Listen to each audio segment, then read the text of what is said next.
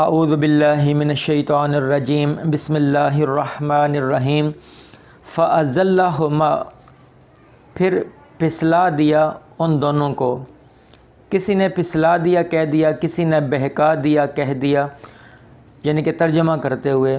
تو قائد محترم نے ہمیشہ جو عرفان القرآن ترجمہ کیا ہے اس میں کوشش کی ہے کہ حضور نبی کرم صلی اللہ علیہ وسلم کی بات ہو، انبیاء کرام کی بات ہو، اولیاء کرام کی بات ہو تو وہاں ان کے ادب کو ہمیشہ ملحوظ خاطر رکھا گیا ہے.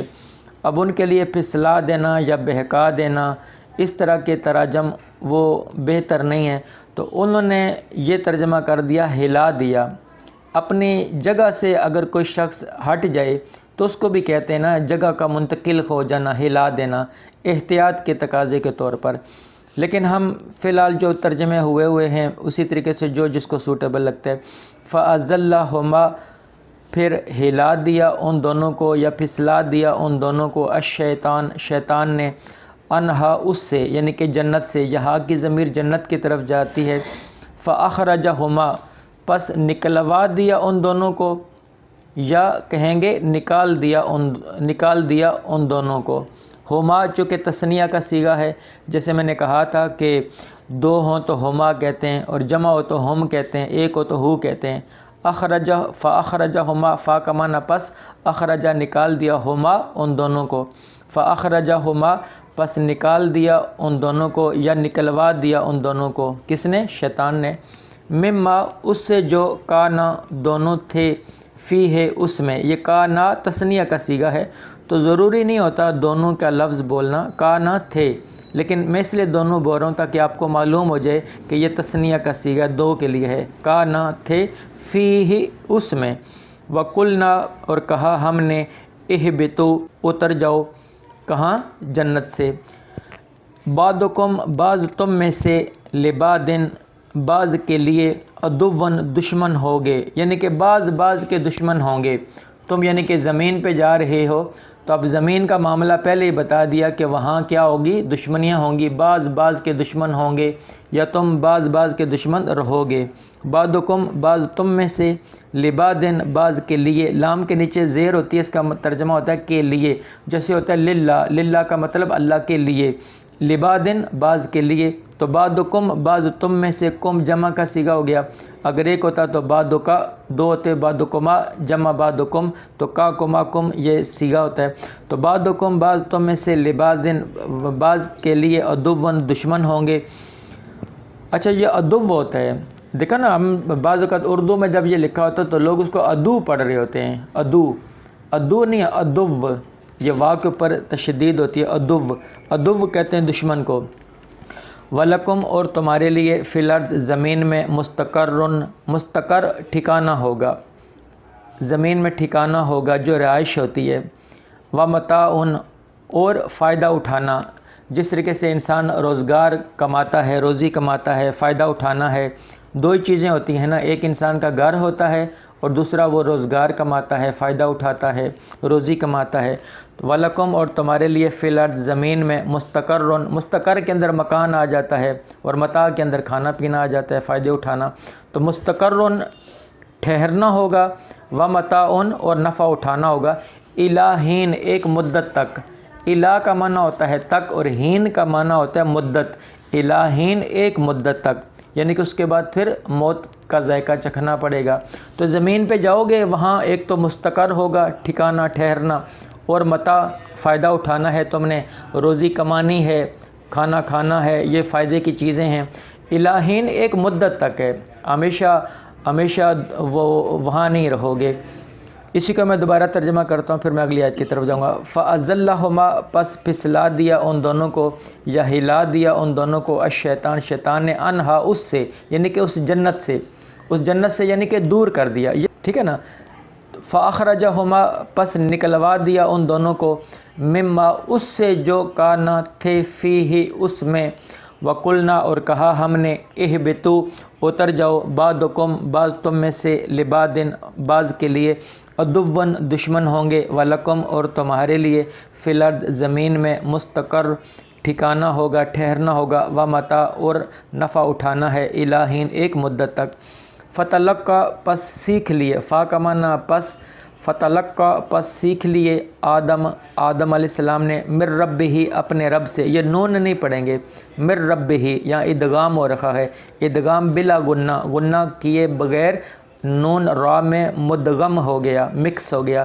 مر رب ہی اپنے رب سے, فتلقا پس پھر سیکھ لیے آدم علیہ السلام نے مر رب ہی اپنے رب سے کلمات کلمات, کچھ باتیں کچھ کلمات سیکھ لیے. یہ وہی تھے ربنا ظلمنا انفسنا جو آگے آئے گے. تو وہ کیا تھا؟ علیہ اس پر, فتابہ پس توبہ قبول فرمائی, علیہ اس پر.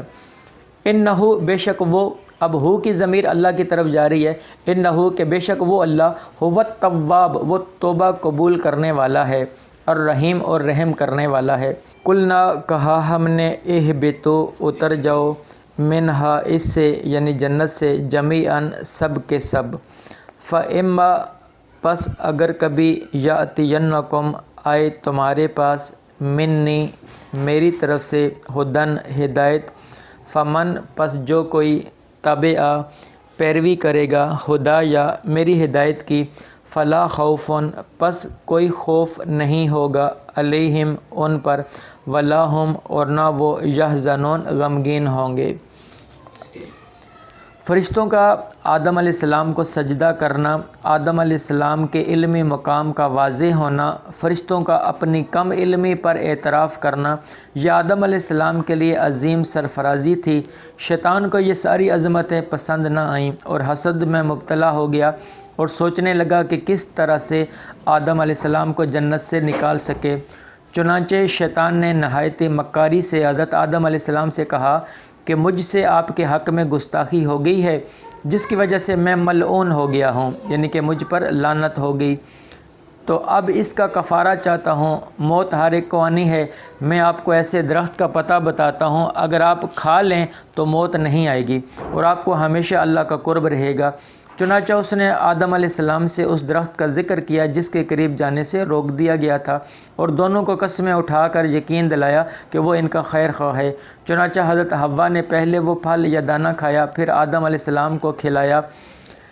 اس حالت میں رب کی طرف سے فرشتوں کو حکم ہوا کہ انہیں زمین پر اتار دو. چنانچہ آدم علیہ السلام کو سرندیپ میں اور اماں حوا کو جدہ میں اتار دیا گیا. یہ تفسیر نور القرآن میں ہے. اور اس کا جو علماء کرام فائدہ لکھا کرتے ہیں تو تفسیر منہاج القرآن میں ہے کہ نافرمانوں کو گناہوں کے ارتکاب پر مزید ڈیل دی جاتی ہے. جیسے قرآن مجید کی آیت ہے نا, فَأَمْلَيْتُ لِلْكَافِرِينَ, اللہ پاک کافروں کو ڈیل دیتا ہے تاکہ وہ مزید گناہ کریں تو ان کو مزید قیامت والے دن ان کو سزا دی جائے گی. تو جو نافرمان لوگ ہوتے ہیں ان کے گناہوں کے ارتکاب پر انہیں ڈیل دی جاتی ہے تاکہ نافرمانی اور سرکشی میں خوب بڑھ جائیں اور زیادہ عذاب کے مستحق ٹھہریں, مگر نیکوکاروں اور فرما برداروں کو ادنا سی لغزش اور غیر ارادی خطا پر فوری گرفت کی جاتی ہے تاکہ تصفیہ و تزکیہ میں مزید کمال حاصل کریں اور احساس خطا سے ندامت اور توبہ کی طرف راغب ہوں, اس سے انہیں مزید روحانی ترقی میسر آتی ہے. سو ڈیل نافرمانوں کے لیے غضب الہی اور فرما برداروں کے لیے رحمت الہی ہوتی ہے.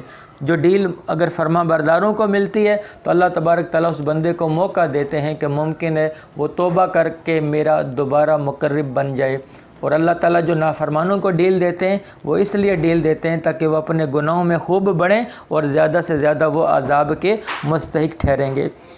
اب یہ جو فتلقى آدم من ربہ, جو آدم علیہ السلام نے جو کلمات سیکھ لیے, یہ تفسیر منہاج القرآن میں ہے کہ حضرت آدم علیہ السلام جب زمین پر تشریف لائے تو وہ اپنی بھول پر سخت پچھتاوا ہوا, مسلسل 300 سال تک روتے رہے. بالآخر قدرت کا کرم ہوا اور انہیں کچھ کلمات سکھا دیے گئے.